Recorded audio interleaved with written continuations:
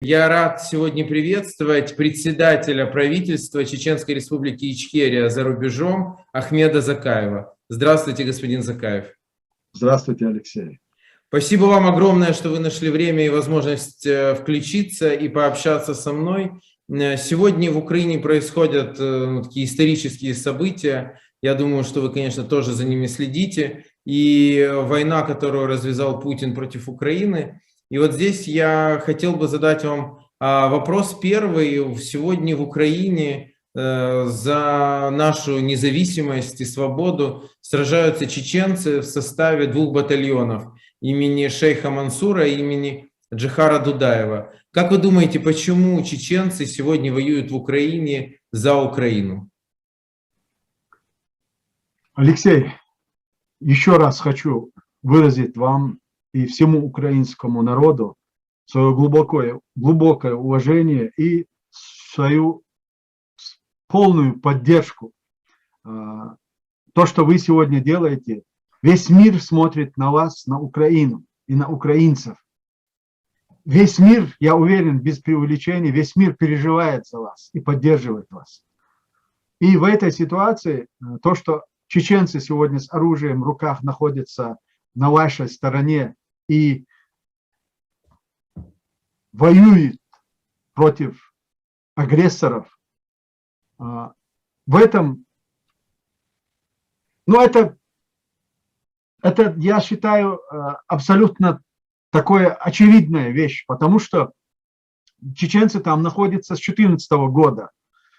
Я имею в виду эти 2 батальона, о которых вы сейчас упомянули, они с 2014 года находятся там.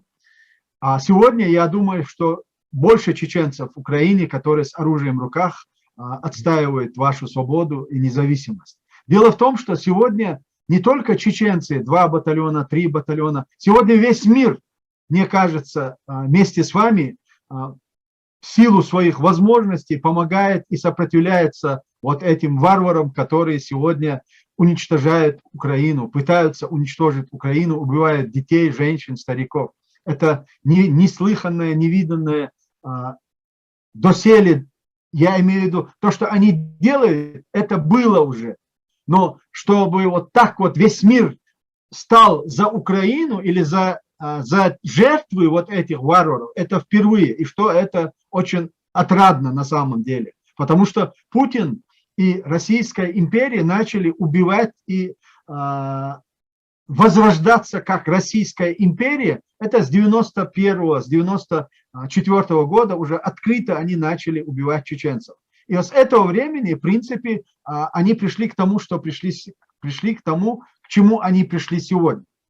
Они сначала делили нас на постсоветском пространстве, создавая какие-то очаги. Украинцев они взяли, попытались нейтрализовать проблемой Крыма. И в то же время, подписав меморандум о гарантиях территориальной целостности Украины, разоружили Украину. Это была 3-я держава, ядерная держава во всем мире. Но, однако, украинцы поверили и разоружились. В последующем они такую создали политическую проблему в виде Крыма, да, напомнив о том, что вот это якобы какая-то республика автономная, которая может претендовать на какую-то свободу, независимость. В последующем Молдова, Карабах, Абхазия, Аджария, Грузия и потом в конечном итоге Татарстан. Татарстан они тоже уговорили вернуться и подписать соглашение, такой так называемый федеративный договор. Мы одни остались, Чеченская республика, мы остались одни, которые заявили о том, что мы выбрали свой путь. Но этот путь не в России, но вместе с Россией можно двигаться и интегрироваться в европейские структуры. И это, конечно же, пресекли жесточайшим образом. Россия начала свою жестокую войну. На самом деле, у нас точных данных нет, но по данным самих российских чиновников, более 300 тысяч погибших, из них 40 тысяч детей. И вот все это началось за время Первой и Второй Чеченской войны. За время Первой, Второй и по сегодняшний день. И это еще не окончательно, потому что сопротивление, оно продолжается, пусть оно переняло какую-то другую форму, но процесс этот продолжается. Потому что мы чеченцы сохранили свои легитимные структуры, как правительство за рубежом. Они также сохранили людей, которые стоят на позиции независимости. И это не те манкурты, которые за эти 20 лет Кадыров и Путин оболванили, и сегодня их выставляют и в Украине, и по всему миру, показывая их как людей, которые вообще ничего не помнят. Люди, которые не понимают и не знают своих врагов, исторических врагов, это уже манкурты. И вот на самом деле в Чечне вот это определенное количество они превратили в манкуртов. И поэтому то, что сегодня чеченцы наравне с украинцами воюют за украинскую свободу, они это делают не только из-за украинцев, но, я думаю, и за себя тоже. Потому что сегодня весь мир противостоит Украине именно потому, что понимает, что сегодня судьба и будущее всего человечества решается в Украине. Я без преувеличения говорю. Судьба и будущее всего человечества сегодня решается в Украине. И, конечно, украинский народ находится в авангарде против вот этого мирового зла. И, конечно, и чеченцы, и мусульмане, и все люди доброй воли должны вас поддержать, хотя бы во имя своего будущего. А чеченцы, как никто другой, очень хорошо понимают, с кем вы сейчас имеете дело. И поэтому мы будем всячески помогать вам. И я уверен, что мы сообща украинцы победят. Мы тоже в этом абсолютно уверены. Спасибо вам большое за такие слова и поддержку. Для нас это очень важно и значимо. Я часто разъясняю людям, потому что вы знаете, что, к сожалению, так как Кадыров себя называет чеченцем, то и вот эти кадыровцы, отряды, чеченцы, и многие люди, особенно вот в первые дни, говорили, вот там Путин отправил к нам чеченцев нас убивать. И мы им объясняли, говорили, что это не чеченцы, это кадыровцы, это предатели, коллаборанты, а настоящие чеченцы воюют рядом с нами и за Украину. И вот я хотел вас спросить, а почему, вот как ваша оценка, почему вот Путин фактически превратил Кадырова и кадыровцев в таких как псов своего режима, почему он именно их использует для этого, при этом придумал им такой имидж? Мы видим сейчас, что они совсем, кадыровцы, собственно говоря, они совсем не такие уж сильные воины, какими любят себя представлять, и они бы сильными были только против слабых, там, безоружных людей, а украинцы сегодня их там отправляют на тот свет пачками, и они боятся на самом деле вступать в боевые столкновения с украинцами. Дело в том, что для Путина было важно использовать вот этот чеченский фактор. Потому что чеченцев во всем мире, в принципе, узнали после Первой войны или во время Первой войны, когда чеченцы начали громить российскую армию. И вот с этого времени за чеченцами сохранилась такая слава, или я не знаю, что вот они воинов, очень сильные воины, и что они очень... И вот я думаю, что для Путина очень важно было показать, что он якобы сегодня чеченцев направляет в Украину. Вот эта вся массовка, мы потом уже провели свое расследование, когда они буквально перед штурмом, перед началом агрессии выстроили там в Грозном на площади какое-то неимоверное количество военных. Там были, включая кадыровские дети, которые были переодеты в черную форму. Участковые, практически все бюджетники, они сшили эту форму и выстроили их на эту площадь, и Кадыров озвучил, вот мы идем на Украину, вот это армия, которая готова выполнить любой приказ Путина. На самом деле это и не воины, они и не подготовлены, это даже не военнослужащие, Алексей, понимаете, это люди, которые состоят в Росгвардии или неведомстве охране. Некоторых они туда насильно забрали, а какая-то часть вот из семейного окружения Кадырова и его близких родственников, они их приодели там натовскую форму, все это дела, и очень выглядят они грозно, а внутри это труха, потому что у людей, люди, у которых нет мотивации бороться и погибать, они не могут быть ни воинами, ни сильными. Тем более люди, которые не знают своих врагов. У чеченцев есть такая пословица: мужчина тот, кто знает своего врага, а тот, кто своего врага не знает, он уже не мужчина и не воин, далеко не воин. Поэтому я вас уверяю, никакой угрозы для украинцев эта свора собак Путина, она не представляет. Да, для нас это очень тяжело. Нас они позорят настоящих чеченцев. Нам действительно стыдно за них, потому что они себя пытаются идентифицировать как чеченцы. Они знают чеченский язык, они говорят на чеченском, но все, что они делают, это не имеет ничего общего к чеченцам и к чеченскому укладу, и к чеченскому мировоззрению. Потому что чеченцы исконно знают, кто их враги. Россия – это наш враг. И сегодня он стал нашим общим врагом. Наш и, общий иншаллах, враг. мы сообща мы его победим. В этом даже не сомневаюсь, это очень были важные слова для того, чтобы люди их услышали. У меня на YouTube-канале больше 500 000 подписчиков. Среди них есть точно чеченцы, я это знаю. Среди них точно есть Рамзан Кадыров. Он передает мне послания, угрозы, периодически какие-то стихи даже уже там читает. Просто безумный. Я хотел бы, чтобы, может быть, вы сказали несколько слов, что бы вы хотели сказать чеченцам, и чтобы, может быть, если вам есть что сказать, Кадырову. Нет, Кадырову мне нечего сказать, на самом деле. Это моральный урод. Понимаете, Алексей, вы политик, вы член Государственной Рады, там, да. Вы понимаете, в политике есть какая-то необходимая политическая культура и политкорректность, этика. Но в данном случае я выражаюсь открыто, потому что он не политик. Это на самом деле моральный урод.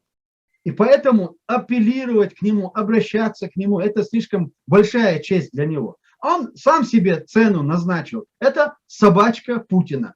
Он пехотинец Путина. В чеченском обществе самым позорным считалось быть чьим-то слугой или чьим-то прислугой и прислуживать кому-то. Потому что чеченцы же исторически, они как-то преодолели вот этот феодальный строй. Вы знаете, у чеченцев не было ни князей, ни каких-то там людей, которые управляли обществами. Было равноправие. Это равноправие, которое делало чеченцев чеченцами. А эти люди, и Кадыров, и его отец, старший предатель, национал-предатель и национал-подонок, они совершили предательство не только по отношению к чеченской нации, к чеченскому народу. Они предали сами наши традиции, обычаи, вот нашу историческую память народа и о народе, вот они это предали. И сегодня они представляют чеченцев вот в таком очень безобразном виде, вернее, пытаются. Но у них ничего не выйдет, потому что слава Всевышнему, и украинцы, и все, кто наблюдает за всеми этими процессами, очень четко сегодня сумели отделить кадыровцев от чеченцев. Абсолютно. Чеченцы с вами, и весь чеченский народ с вами. А Кадырову, я могу сказать, и Кадырову, и тем, кто он сегодня посылает, составляются списки. Тех, кого не убьют в Украине, их будут преследовать по всему миру, как военных преступников. И мы в этом отношении будем делать все, что от нас зависит, чтобы привлекли к ответственности поголовно всех, независимо от религии и вероисповедания и национальности. И поэтому они должны будут предстать перед судом. Иншаллах, я в этом не сомневаюсь. И они должны помнить об этом. Кто бы их сегодня не направлял, у них есть возможность. Если их насильно направляют, у них там находятся чеченцы, с которыми они могут выйти на контакт и перейти на сторону правды и справедливости. И тем самым спасти не только жизни, но спасти и свое имя, и честь. Вот такая возможность у них есть. И я думаю, кто этим воспользуется, мы будем определенно заниматься этим в любом случае для того, чтобы они это использовали. А Кадырова ждет, а у него своя участь. Они вместе с Путиным очень плохо закончат. Я уверен. В этом абсолютно не сомневаюсь. Я хотел спросить, вы легендарный командир чеченский, участник Первой, Второй Чеченской войны. Скажите, пожалуйста, вот вы сейчас смотрите на ту войну, которую ведет Россия в Украине. Что вы видите общего, так, кратко, и что вы видите, вот в чем отличия такие ключевые? Алексей, я очень хотел бы, вот, пользуясь случаем, я думаю, что и ваши военные меня услышат, и гражданские меня услышат. Очень, очень важно, чтобы вы сегодня понимали, главное, самое главное, чтобы военные понимали. Эта война будет длиться, к большому сожалению. Она имеет такой долгосрочный характер, ввиду того, что, потому что Путин, так же, как и мы с вами, понимает, что поражение в Украине – это для него конец. Это новый Нюрнберг, это международный трибунал. И все они, кого он сегодня сумел повязать кровью, они должны будут нести ответственность. И нужно понимать, что они будут исходить от принципа «победителей не судят». И они будут пытаться во что бы то ни стало победить, чтобы уйти от ответственности. И поэтому очень важно, чтобы, да, какая-то эйфория, она присутствует, и она должна присутствовать, потому что чтобы поддерживать дух и воинов, и армии. Но нельзя этим злоупотреблять. Нужно иметь очень холодный и расчет, что это может быть длиться долго. А может это закончится сразу. Я не знаю, если в России найдется какой-нибудь герой, вокруг окружения Путина их нет, который его пристрелит. Если в России найдется такой человек, это может быстро закончиться. Но, к большому сожалению, в самом окружении Путина не осталось никого достойного человека, который способен на поступок. А пристрелить Путина сегодня это на самом деле очень серьезный поступок. А вокруг памятник него, во многих городах мира будет стоять этому человеку. Абсолютно, абсолютно. Я, знаете, я по своей природе, я не кровожадный.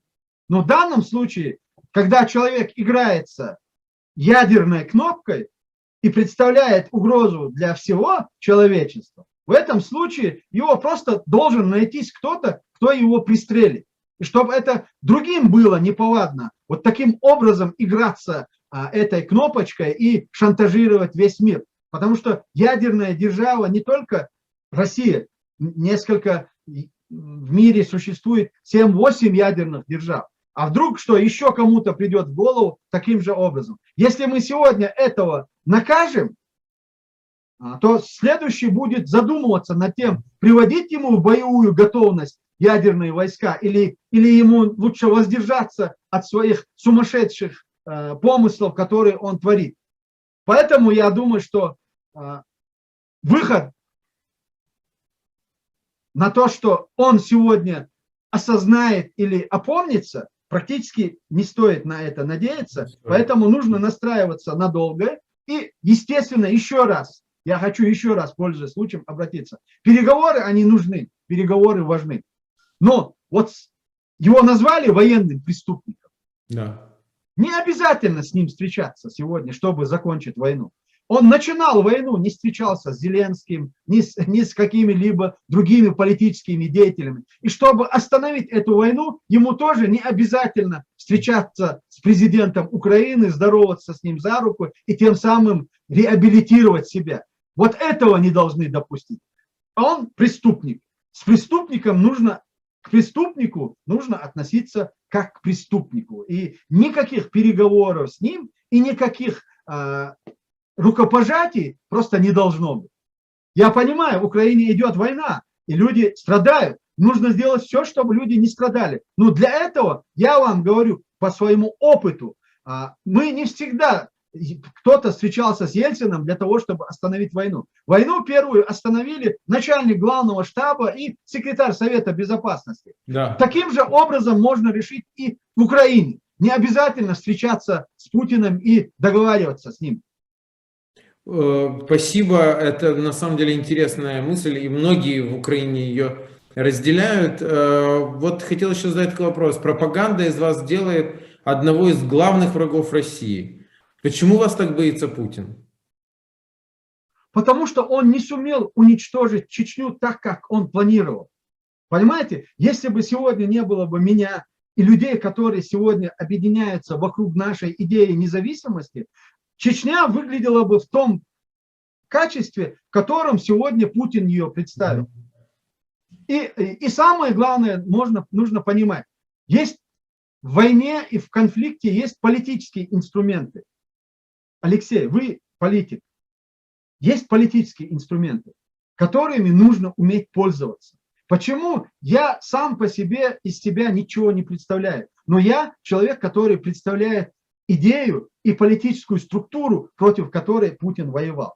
И сегодня у вас есть возможность. Вот Путин использует в качестве политических инструментов Крым, ДНР, ЛНР, Абхазию, Южную Осетию против Грузии, против Молдовы, Транснестрию, против Азербайджана и Армении, Нагорный Карабах. А у вас сегодня есть реальная возможность вот использовать нас в качестве политического инструмента против Путина. Я на самом деле, мне это сейчас тяжело говорить, мы не нуждаемся, на самом деле сегодня мы не нуждаемся в признании нашей независимости. Потому что мы сами себя признали, и мир нас признал 30 лет назад, 28 лет назад, когда мы провели выборы. Наши выборы были проведены и организованы ОБСЕ. Это 57 членов государств входят в эту структуру. И они наши выборы провели на основе нашей Конституции. То есть они фактически и юридически признали нас как государство, потому что в нашей Конституции прописано, мы являемся суверенным независимым государством. И на основе этой Конституции были проведены наши выборы, были наблюдатели с 60-70 стран. Поэтому сейчас для нас признание, непризнание – это не вопрос. Но для украинцев, если вы найдете возможным использовать чеченский фактор как политический инструмент против Путина, то это будет в вашу копилку. В копилку, именно политическую копилку украинцев, которые должны будут вести войну по всем фронтам. Потому что если даже допустить, что сегодня будет заключено какое-то мирное соглашение, вам будут ставить вопрос: признайте ДНР, ЛНР, признайте там Крым российским, вот эти государства независимыми, как они поступили с Грузией, с Молдовой.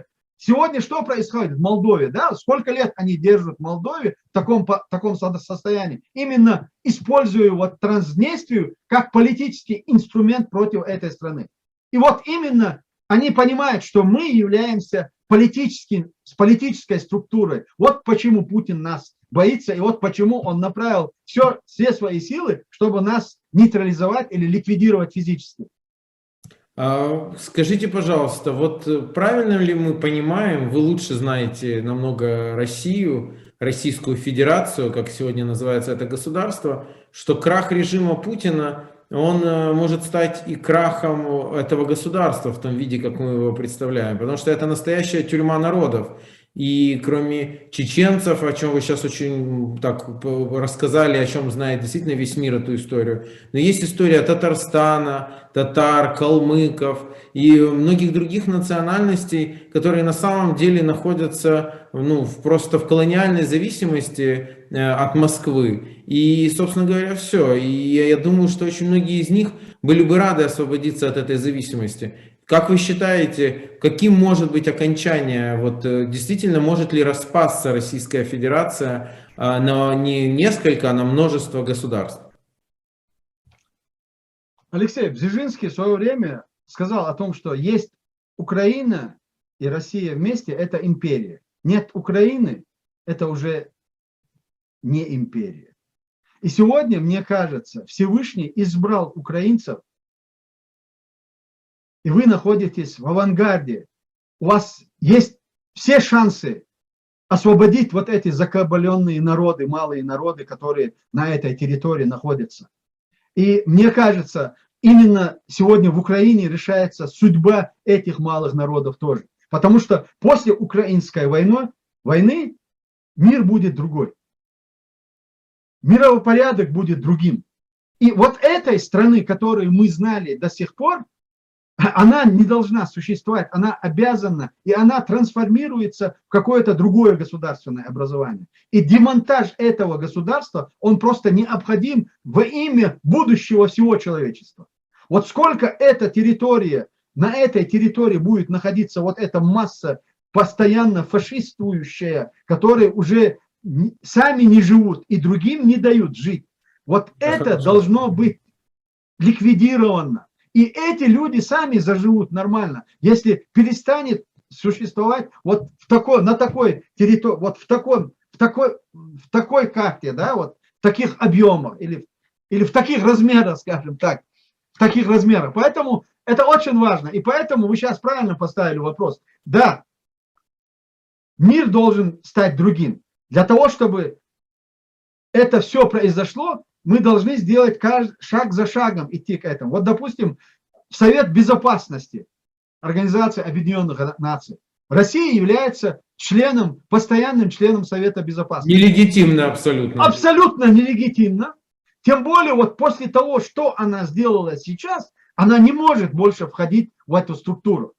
Она не может входить, и поэтому они должны быть выставлены оттуда, точно как же их как выставили Совета Европы. И в последующем вот эти народы, когда увидят, что вот идут вот эти процессы, естественно, они изъявят они заявят о своем праве на самоопределение. Но вот почему сейчас это не происходит, Алексей? Вот казалось бы, война с Украиной, Россия как бы это самое. Дело в том, что у этих народностей, и у Татарстана, у Башкортостана, и у других народов в памяти свежо ситуация, когда мы боролись с Россией, и нас оставили один на один с этим монстром, заявив о том, что это внутреннее дело России. И вот эти республики и эти народности этого боятся. Но как только ситуация расшатается в самой России, естественно, они заявят совершенно о другом. И они будут готовы к тому, чтобы создаться или сформироваться в какое-то юридическое или какую-то субъектность, международную субъектность, как государство, как республика.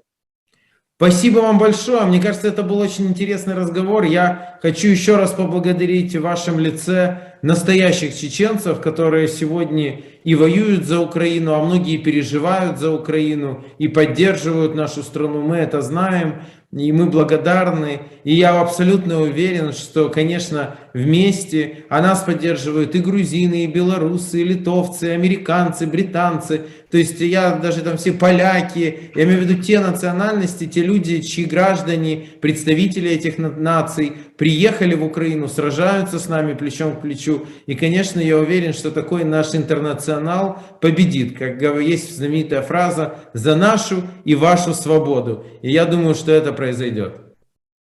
Безусловно, я тоже не сомневаюсь в этом. Алексей, спасибо вам огромное, было очень приятно с вами пообщаться. Друзья, это был Ахмед Закаев, глава правительства Чеченской Республики Ичкерия за рубежом. Спасибо. Спасибо, всего доброго.